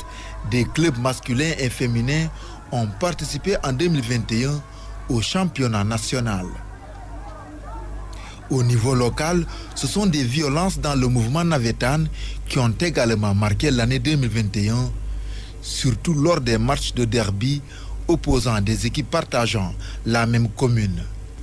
L'autorité administrative était obligée de suspendre tous les matchs et fermer le stade. Auparavant, ce sont les abeilles qui avaient aussi dicté leurs lois sur le terrain. Elles avaient fait irruption violemment dans le stade pour disperser tous les occupants lors d'une rencontre. Le basketball, quant à lui, a été dominé par le tournoi régional de la Ligue de Matam et aussi par la création de Fouta Basket Club Academy, une académie créée pour mieux former des jeunes talents de la région dans ce domaine. La lutte traditionnelle a aussi rythmé l'année 2021. La région a dévoilé ses lutteurs lors des journées culturelles de Sinthioumbal dans la commune de Nabadji-Civol, lesquelles journées ont vu la participation de la nouvelle télévision, la RTS5 Matam, qui a couvert toutes les activités et communié avec l'ensemble des populations venues de toutes les localités. L'année 2021 s'en va, laissant la place à de nouveaux espoirs pour l'année 2022. Merci pour ce reportage, donc ce récit signé Ibrahima Pabi Diédiou. Mesdames et messieurs, je rappelle que vous êtes en train de suivre ce magazine spécial consacré aux régions, pour ne pas dire à la rétro-région 2021. Nous sommes en multiplex avec toutes les chaînes de la direction des télévisions régionales et chaînes thématiques, à savoir la RTS 2, dans ce studio, la RTS 3 à Tambacounda, la RTS 4 Ziguinchor et la RTS 5 Matam. Alors nous parlons de sport, bien sûr, on va rester à Matam. Bachir Ba, Matam, on a l'impression que ce n'est pas une région de sport, mais Matam aussi est une région de sportifs. Ça paraît être une contradiction, mais je rappelle tout simplement que Matam, c'est bien sûr cette région de Momodou-Niang. Bachir Ba. Effectivement, Matam, c'est la région de Momodou-Niang, c'est la région de Khalidou Koulibaly, c'est aussi la région de Sada Thioub. Donc c'est des jeunes, des stars sénégalaises du football qui ont une particularité quand même. Ils sont nés ailleurs, c'est-à-dire qu'ils sont nés à l'étranger. Mais leurs parents sont originaires d'ici, mais ils sont nés à l'étranger. Donc, Matam, on n'a pas encore eu la chance d'avoir un natif de Matam percé au niveau international. C'est cette différence-là qu'il y a. Donc, Matam est pétri, il y a des jeunes pétris de talent, mais les infrastructures manquent. L'espoir est permis avec la montée de l'USM. Une petite parenthèse, c'est Don Bosco, l'équipe de Choro qui a éliminé USM Matam. Je devrais prendre ma revanche donc, lors du tournoi HCCT. Vous voyez comment on est fort. Bachir, vous constatez Thioro qui aime beaucoup parler de sport. Hein? Vous l'avez constaté, Bachir. Effectivement, je l'ai constaté. Donc, je disais que Matam, l'espoir est permis avec la montée de USM. Donc, USM qui devra aller dans les coins les plus reculés de la région pour chercher les jeunes talents pour pouvoir compétir avec les autres équipes des autres régions du Sénégal. Le basket n'est pas en reste, aussi le volley aussi. Donc, des initiatives sont lancées par des gens qui ont la passion, qui veulent relever ce défi-là, c'est-à-dire faire des Matamois de vrais sportifs. Merci Bachir pour toutes ces informations. On va progresser à présent. Nous allons à Ziguinchor. Bachir, votre région, que vous connaissez bien, vous avez été à Ziguinchor avant d'aller bien sûr à Matam. On va parler du 3e sacre en Coupe du Sénégal de l'équipe Fagnon de la région sud. Le Casa Sport a remporté la Coupe du Sénégal édition 2021. Et pour le moment, pour 2022, on va dire, ça démarre bien pour cette équipe de Ziguinchor, car le Casa Sport jusqu'ici s'est bien installé dans le fauteuil de leader du championnat. Voici bien sûr le résumé pour le sport en 2021 avec Aziz Ban. En 2021, le sport a beaucoup souri à la Casamance, surtout avec le sacre du Casa Sport en Coupe du Sénégal. Le club Fagnon de la capitale du Sud, 11 années après, a remporté le trophée de la Coupe du Sénégal aux dépens de Djambar de Sali sur la marque d'1-0. Une finale disputée au stade Lat Dior de Thiès. Après ce sacre, le club de Ziguinchor a été reçu au palais par le chef de l'État. De retour à Ziguinchor, le Casa Sport a été reçu avec tous les honneurs par les supporters depuis la Gambie. Pour rappel, c'est le 3e titre en Coupe du Sénégal pour le Casa Sport après ceux de 1969 et 2011.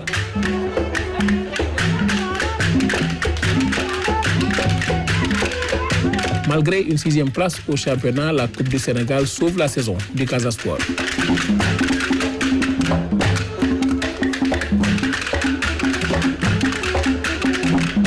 Et en cette fin d'année, le Casa Sport entame bien ce début de saison. Le club Fagnon de la capitale du Sud occupe la tête du classement après 6 journées de championnat.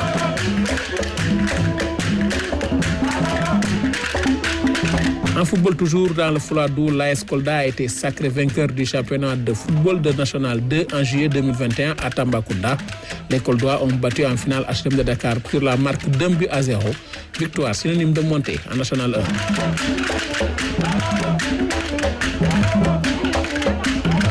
1. Les Fouladou Nabé attendaient depuis longtemps cette victoire comme une régénérescence. Il faut rappeler que le football coldois a beaucoup navigué dans les méandres du championnat amateur ou en régional Et cette remontée pourrait conduire l'équipe vers les sommets du football national. En basket, pour le tournoi de montée, Assam Seck Basket Club et Larry Diouf Basket Club de Ziguinchor, qui ont représenté la région, n'ont pas pu valider leur ticket pour accéder en première division.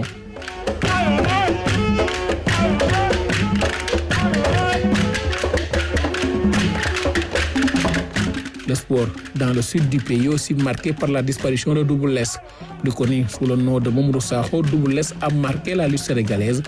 Âgé de 80 ans, le père de Balla Gaye 2 et de Sa Thiès, natif de Malifara dans la région de Sédhiou, nous a quittés en septembre dernier. Aziz Ban, que Dieu accueille son âme au paradis. Alors, Abdoulaye Sinkaré, êtes-vous en mesure de soutenir la thèse selon laquelle la région de la Casamance est un grenier de sportifs au niveau national? Affirmatif, parce que je pense que la région de la Casamance a fini de montrer ses preuves. Depuis longtemps, la Casamance fait partie de ces bastions où l'on puise pour constituer l'équipe nationale du Sénégal. Et aussi, la Casamance a eu la chance d'avoir très tôt une équipe, un club de ville, un club fagnon qui est le Casa Sport, et qui a valu à toute la Casamance, à la région de Ziguinchor, beaucoup de satisfaction. Aziz Ban l'a rappelé dans son élément. Cette année, la Coupe du Sénégal remportée par le Casa Sport était sa troisième donc dans l'histoire après 69 et 2011. Ouais. Après d'autres faits d'armes dans les autres compétitions nationales. Il y a cette année, au niveau du championnat, le Casa Sport qui est présentement en tête du championnat. Et tout le mal qu'on peut souhaiter à cette équipe-là, c'est quand même rebolote qu'ils remettent ça cette année, c'est-à-dire cette fois-ci avec le championnat. Je pense que ce ne serait que bénéfique pour toute la région, pour toute la zone de la Casamance naturelle. Effectivement, la Casamance est un grenier de sportifs. La Casamance a toujours montré cela et je pense que l'histoire est en train de continuer dans le bon sens. Très bien, bien dit. Alors, Sinkaré, avec votre permission, je vais interpeller l'ancien reporter sportif de RTS 4 Ziguinchor, qui se trouve de l'autre côté au nord du Sénégal. Du sud, nous passons au nord. Il ne manque pas de Baraka. Il ne manque pas de Baraka. Oui? Il ne manque pas de Baraka, parce qu'il y a la montée de l'équipe de Matam. Ah, il ne manquait pas de Baraka. C'était des coïncidences, Sinkaré. Alors, Bachir, le Casa Sport, en tête bien sûr de ce championnat pour le moment, mais le plus important, rappeler son sacre, le troisième sacre après 1981 on va dire, ensuite 2011 et cette année 2021. Vous suivez cette équipe depuis fort longtemps, vous avez de l'amour pour cette équipe, Bachir, je sais bien. Équipe assez particulière, donc comme on l'appelle le club fagnon de la région de la Casamance entière. Donc, sa particularité, c'est que de Djogé à Gouloumbou, tout le monde est autour de cette équipe. Tout le monde, même le plus petit que vous rencontrez, vous lui parlez du Casa Sport, il sait de quoi il s'agit. C'est différent des autres régions où il y a ce qu'on appelle des segmentations, si on peut l'appeler comme ça, où dans chaque localité, il y a une petite équipe. Ici, en Casamance, tout sportif, tout footballeur rêve d'abord de se montrer, de jouer pour le Casa Sport avant d'aller ailleurs. C'est ce qui fait sa force, c'est ce qui fait aussi qu'il y a du succès. Pape Madi. Très bien, la Casamance. Oui, Thioro. Voilà, je voulais juste dire que c'était bien ce que le président de la République a fait, de les avoir reçus. Parce que vous savez, ça va motiver toutes les autres équipes. Et ils vont se dire désormais que ce soit football, basket, si je gagne, je serai reçu par le président de la République. Et ça, c'est une fierté. Ah, formidable. Exactement, c'est une discrimination positive. C'était important, le chef de l'État qui a reçu le Casa Sport au lendemain de son sacre, Marème. Même les sourds-muets, leur équipe a été reçue également par le président de la République. C'est une manière de montrer que toutes les équipes sénégalaises ont la même dignité. Ont la même dignité. Parfait. Et je rappelle... Oui, et peuvent être reçus par le président de la République. Pamadi, ça rejoint également la carte d'égalité des chances. Oui, l'équité territoriale du président de la République. Parce que cela permet également de valoriser ces personnes qui sont en situation d'handicap. C'est-à-dire, ça leur permet, parce qu'on a vu à Dakar Demdik, il y a pas mal de personnes qui sont en situation d'handicap et qui travaillent là-bas. Leur insertion, ça montre que c'est des gens qui font partie de nous. Voilà. Toutes les personnes naissent égales devant la loi, devant les hommes et devant, bien sûr, Dieu. Alors, nous continuons toujours. Cette fois-ci, on retourne ici à Dakar. On va parler, bien sûr, de la réalisation, bien sûr, des infrastructures avec le stade Demba Diop, où le Jaraaf de Dakar reçoit depuis quelque temps ses adversaires à l'occasion, bien sûr, de ses matchs en Ligue 1. Mais aussi, on va parler du nouveau stade de Diamniadio. Le reportage, sinon, j'oublie souvent, au lieu de dire récit ou synthèse, je dirais plutôt, voici le résumé de Marem Beng. Côté sport, le stade olympique de Diamniadio verra le jour. Les travaux sont à 80% bouclés. Ce stade, présenté comme l'une des infrastructures devant accueillir les Jeux olympiques de la jeunesse de 2026, a une capacité de 50 000 places. Un nouveau stade de football de dernière génération. Nous ne pouvons pas parler des événements qui ont marqué l'année 2021, sans oublier le stade Demba Diop qui est devenu un stade fédéral. Les travaux de réhabilitation vont démarrer dans les mois à venir. Tous ces projets mis sur pied par le président de la République, Macky Sall, est une avancée positive pour mettre le Sénégal sur les rails du développement. Merci. Ce reportage est signé donc Marem Beng. Mesdames et messieurs, je rappelle que vous suivez ce magazine spécial appelé Rétro Région. Nous sommes en multiplex avec toutes les chaînes de la direction de télévision régionale et chaînes thématiques.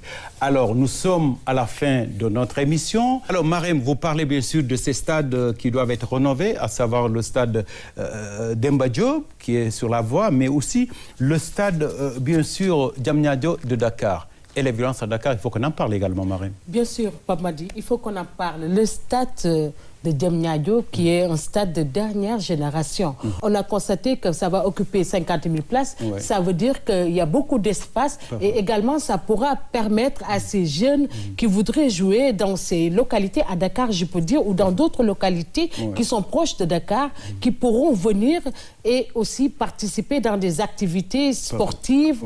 Ça veut dire il y aura aussi des championnats qui peuvent être joués dans ces stades. Mais ce qu'il faudrait également dire par rapport à 2021, c'est la préservation de nos infrastructures, surtout côté sportif. Parce qu'on a constaté ce qui s'est passé également au stade Ngalandou de Rufisque. Vraiment, Pamadi, je n'ai pas les mots à dire.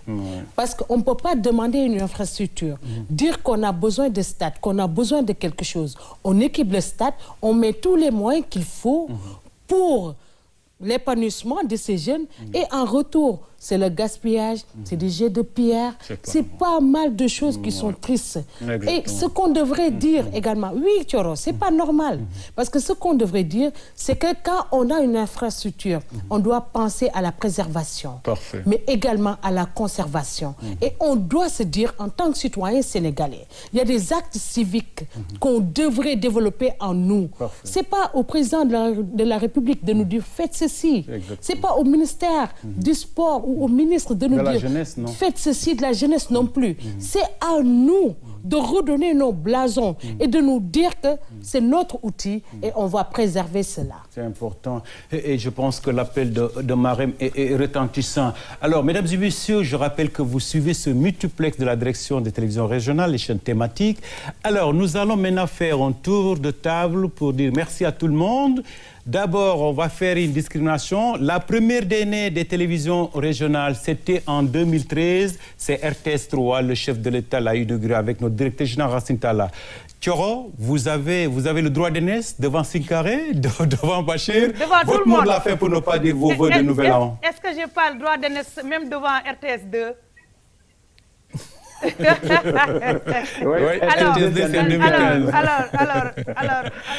Alors, juste, c'est vrai, hein, c'était en 2013. Alors, juste dire qu'on a été gâtés parce qu'on a changé de locaux Actuellement, on est au niveau d'une nouvelle station avec beaucoup de matériel de dernière génération. Alors, on tient également... Ah, bravo! Oui, on tient à... Ça, je peux soulever mes épaules un peu, Thioro, hein? Oui. Pour le directeur général. Alors, on va... Allez-y, Thioro. Voilà. Donc, on remercie le directeur général, mais également le président de la République d'avoir financé cette nouvelle station de la RTS3 et les autres, et toutes les autres stations de la régionale, en l'occurrence RTS 5 Matam et RTS 4 Ziguinchor. Alors, mot de la fin, je tiens à souhaiter une très bonne et heureuse année à l'ensemble des agents de la RTS, au directeur général, mais également à l'ensemble des téléspectateurs de la RTS et également, plus particulièrement, à l'ensemble des téléspectateurs de la RTS 3 Tomba. Une très bonne et heureuse année à tout le monde. Je souhaite beaucoup de bonheur à l'ensemble des Sénégalais. Merci, à l'année prochaine, Inch'Allah. Merci Thioro, à vous, mais aussi à tous les techniciens, tous les travailleurs de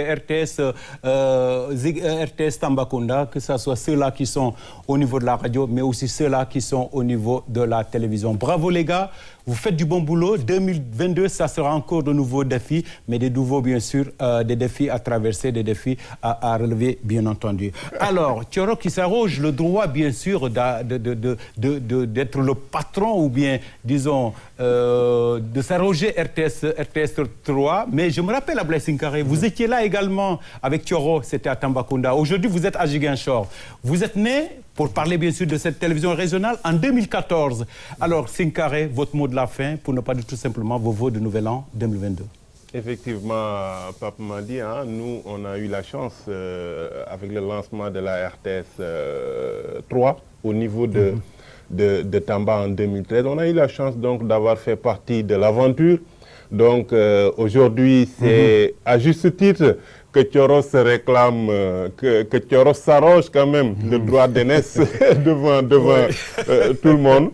Absolument, mais une année après la RTS 3, il y a eu la RTS 4 qui a été lancée. Donc je pense que tout ce qui a été dit à travers ce plateau, que ce soit au nord, à l'est, dans le sud du pays, cela montre tout simplement que l'intérêt de ces chaînes régionales ou zonales est aujourd'hui réel. Parce que ces chaînes sont venues un peu pour accompagner le processus de développement des périphéries. Parce que j'ai une fois eu à le dire, les régions que l'on appelle périphériques ne se contentent plus d'être seulement des zones de réception, des zones de consommation de programmes qui pour la plupart sont concoctés à partir de Dakar, mais ces zones-là ont désormais la possibilité de faire également des programmes, de donner à voir leur quotidien au Sénégal tout entier, mais également au monde.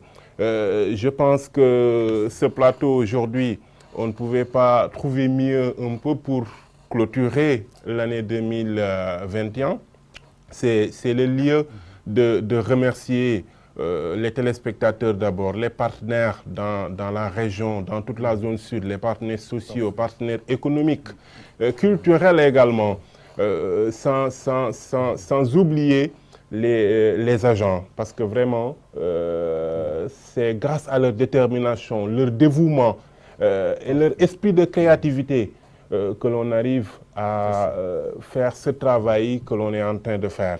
Mais sans oublier également, à travers votre personne, le directeur général qui n'a ménagé aucun effort, le directeur général qui a mis beaucoup de moyens ces dernières années pour vraiment équiper la RTS 4 en matériel, mais également renforcer les ressources humaines, rien que pour rendre plus vivant ce credo qui est la proximité, vraiment encore plus proche de vous. Donc je souhaite à tout le monde une bonne et très heureuse année 2022 et je pense que ce sera l'occasion d'être encore ensemble, d'être encore plus proche des populations et vraiment d'accompagner le processus de changement positif de nos localités.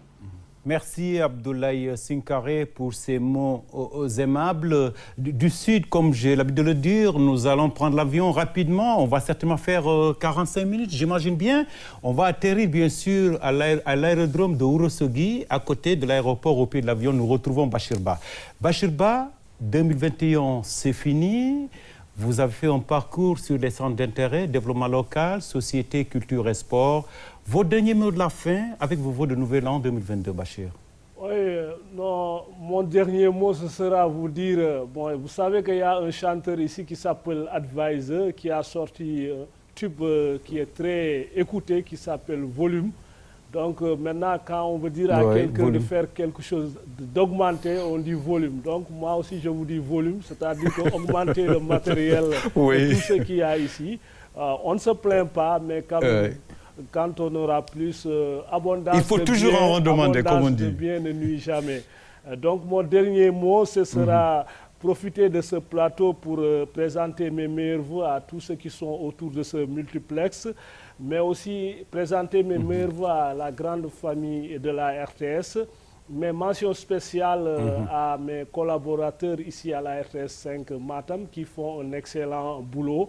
Et mes meilleurs vœux aussi à tous ces téléspectateurs qui nous suivent et qui nous encouragent tous les jours. Comment on dit en poulard, Bachir? Tika ou Tikanam pour RTS 5? Comment ça se dit en poulard, Bachir, s'il vous plaît? Hado Hayeso. Hado Hayeti. Hado Hayeso. Bachir, tu crains, les Alplars sont en train de nous écouter. Alors, merci, c'est sympa, Bachir. Je vais terminer par Marem. Alors, Marem, on est à la fin de ce magazine. Alors, votre mot de la fin, vos voeux de nouvel an 2022? Merci beaucoup, Pape Madi. C'était vraiment un plaisir de partager tout cela avec nos confrères de Matam, de Ziguinchor et de Tambacounda. Moi, je leur tire le chapeau parce que vraiment, ils m'ont beaucoup aidé en 2021 et j'attends plus en 2022 avec le magazine d'actualité Midimac. Je salue vraiment leur collaboration, mais également leur efficacité. Je ne cesse de leur demander des reportages et tout cela et ils travaillent en parfaite harmonie avec l'équipe de la RTS2. Chapeau à vous. Je vous souhaite une excellente année 2022, que le bon Dieu vous protège et que tous vos projets seront réalisés pour cette année. Que le bon Dieu vous entende, Marem. C'est à mon tour aussi de dire merci à ceux-là avec qui j'ai partagé le plateau de ce soir. Il s'agit de Marem Beng, journaliste à RTS2, Abdoulaye Sinkaré, chef bien sûr de la station RTS 4 Ziguinchor, Thioro Dien, chef de station, bien sûr, de RTS 3 Tamba, et enfin Bachir Ba, le chef de station de RTS 5 Matam. Merci à tout le monde. Je voudrais également féliciter tous les collaborateurs de RTS 2, RTS 3, RTS 4, RTS 5, mais aussi saluer bien sûr la direction générale de la RTS, tous les directeurs, tous les chefs de département, chefs de service, chefs d'unité, mais aussi les agents simples, pour dire tout simplement que le travail se fait par tous et qu'il n'y a pas de distinction entre, bien sûr, responsables et agents simples. En tout cas, ça a été vraiment une année de défis, une année, bien sûr, de beaucoup de choses à gérer. Les travaux de la RTS l'ont géré dans la dignité, dans la sincérité, mais aussi avec le soutien de la direction générale. Mesdames et messieurs, je vous souhaite une bonne année 2022. Beaucoup d'argent, beaucoup de bonheur et beaucoup de santé. Merci et bonsoir. À l'année prochaine, si Dieu le veut bien. Merci et à la prochaine.